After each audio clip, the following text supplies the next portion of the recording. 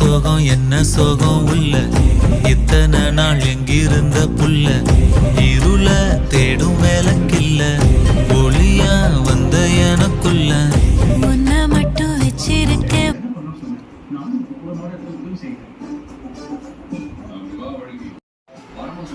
யாருமே நம்ப மாட்டாங்க. ஆனா கடைசியில பரம சொல்லதான் நடக்கும்.